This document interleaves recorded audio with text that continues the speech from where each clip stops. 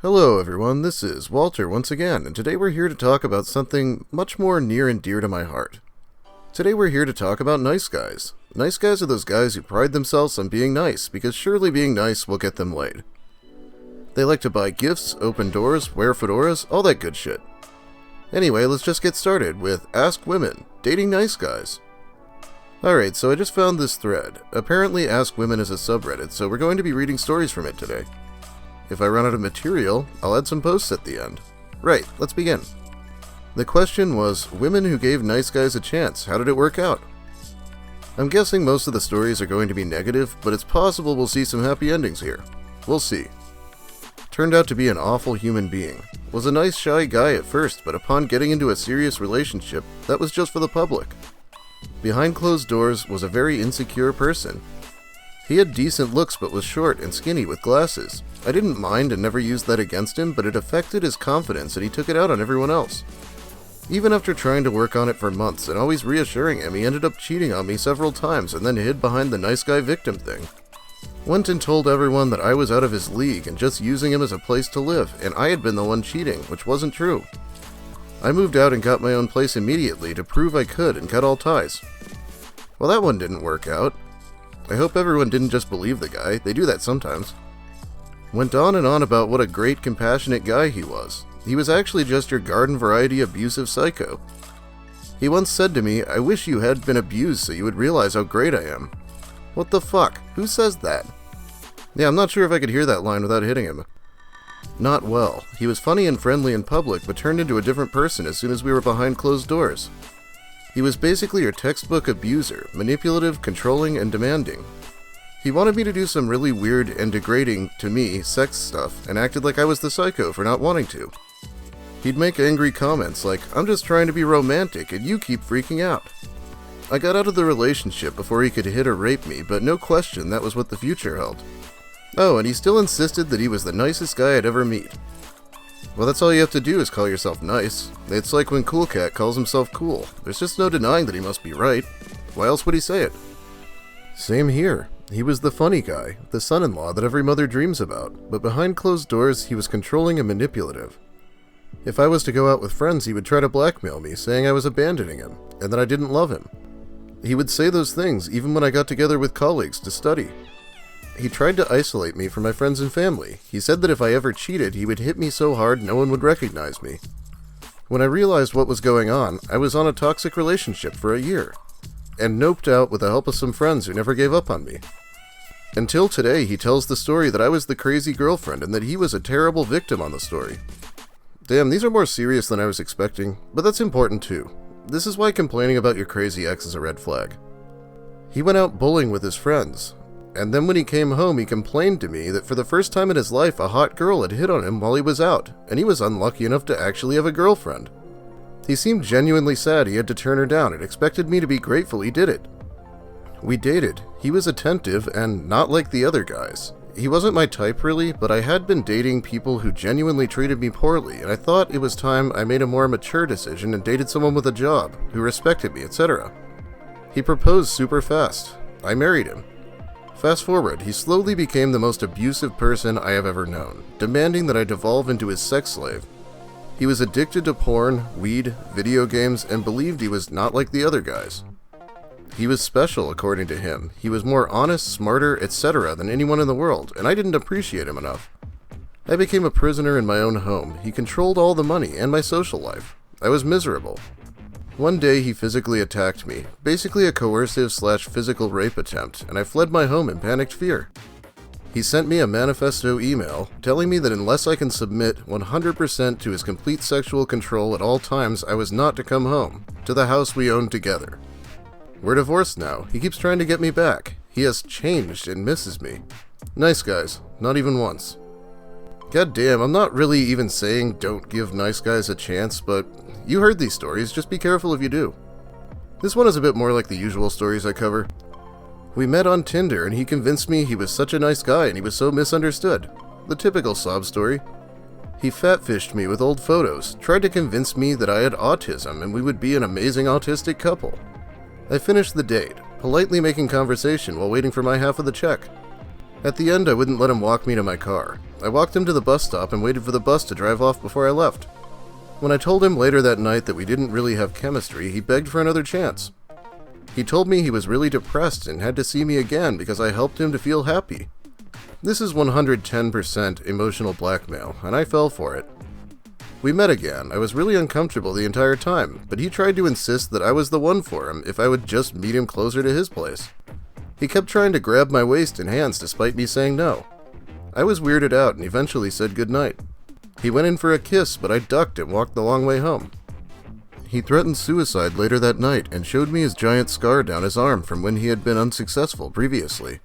I freaked out and blocked him.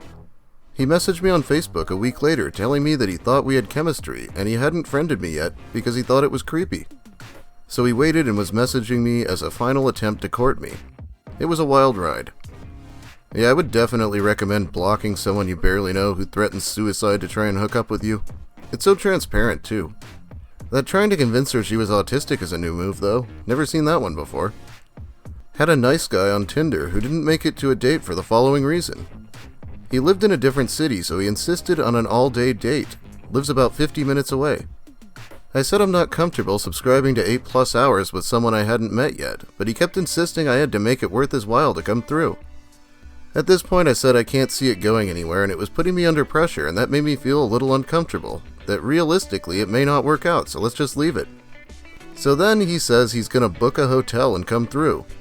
Explained that's sweet, but it's making me uncomfortable. So he says I can have the bed and he'll be a gentleman and have the sofa. I explained that he seems to have the wrong idea. I'm not going to a hotel with him, and I feel uncomfortable. I don't want to meet. He continues to press, saying he is a nice guy. He won't make me have sex if I don't want to. This fucking line, it's like, I swear I'm not a rapist. Mentioning these things really doesn't make you look good. Back to the story. I say I don't want to. I don't want to go to a hotel. I don't want to meet. It's too much pressure. And for someone I've not met, I feel uneasy. Thanks. Good luck with your search. But apparently I need to give him a chance. He's willing to come all this way. I say no. He keeps finding new things to message me. Uses my phone number to add my Snapchat and says he can see what street I'm on. At this point I start feeling very uneasy. I didn't know I had location on. I block him. He messaged on something else, so I say I've got back with my ex. I see my ex a lot. We are good friends. He's happy to have a word. So he starts going on about how my ex had his chance and blew it. He is a much nicer guy than my ex. He will treat me like a princess and worship me, and my ex has blown it, etc., etc. I tell him this is my choice. Thanks and goodbye. Please don't try to message me on anything else, as it's not appropriate. I've already blocked on 3 things. Fast forward 4 months and I move cities. I get an Instagram message. It's a nice guy saying he's seen me on Bumble in this new city, and even though we haven't matched, it must not have worked out with my ex. He's using Instagram and can see I'm near the station. Is that even a thing? And we should go on that date that I owe him. Blocked again. Had a friend stay over that night. That one's pretty insane. If a girl tells you she's uncomfortable, it's not a sign to get pushier. Or to start stalking her location online. Jesus Christ. Hey, I know you blocked me several times, but what about that date you owe me? His thirst is legendary. Well, anyway, that was fun. Let's look at a few posts before I wrap this video up. These posts are from Reddit Nice Guy, as always. I'm single 28-year-old man. I going to Dragon Con for my 2nd time. I would like to mingle and maybe hook up with someone. I treat all girls right. I'm sweet, caring, smart, creative, fun person. I can't wait for Dragon Con. Dragon Con seems to be a multi-genre and pop culture convention. I think that means it's some kind of nerd thing. I love your eyes, they are just wow, lol, and your hair looks very pretty and soft.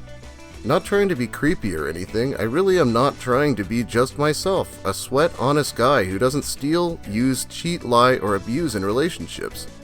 So yes, I am amazing and very, very sexy, LMAO. By the way, no, I do not copy and paste. I'm not lazy, and above all, I have respect for myself.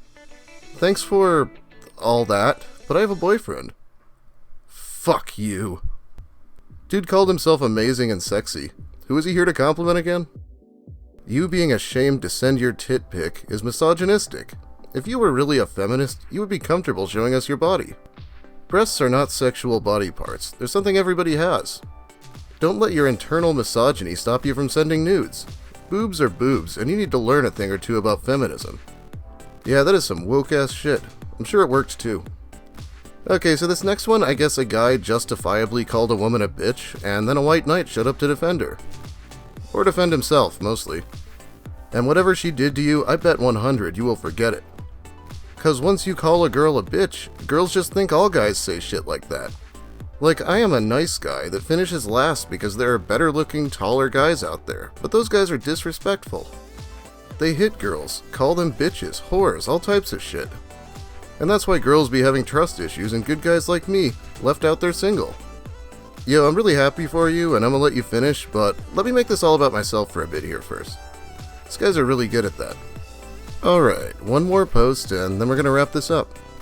I laugh at women nowadays. Y'all say you want a gentleman and a nice guy, yet you friend zone the one dude who treats you right, then say, I want someone like you. Bitch, I am someone like me. Quit falling for douchebags.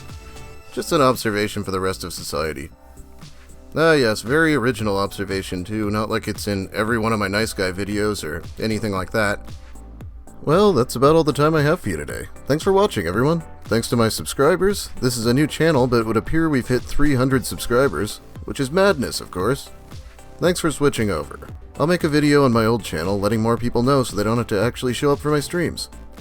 I just want to thank Reddit and everyone who's been supporting me. I will actually be messing with my Patreon a bit now that I've got the channel up and running.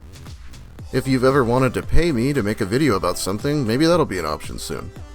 Merch is kind of up in the air now that I've changed my channel name though. I guess we'll see how it goes.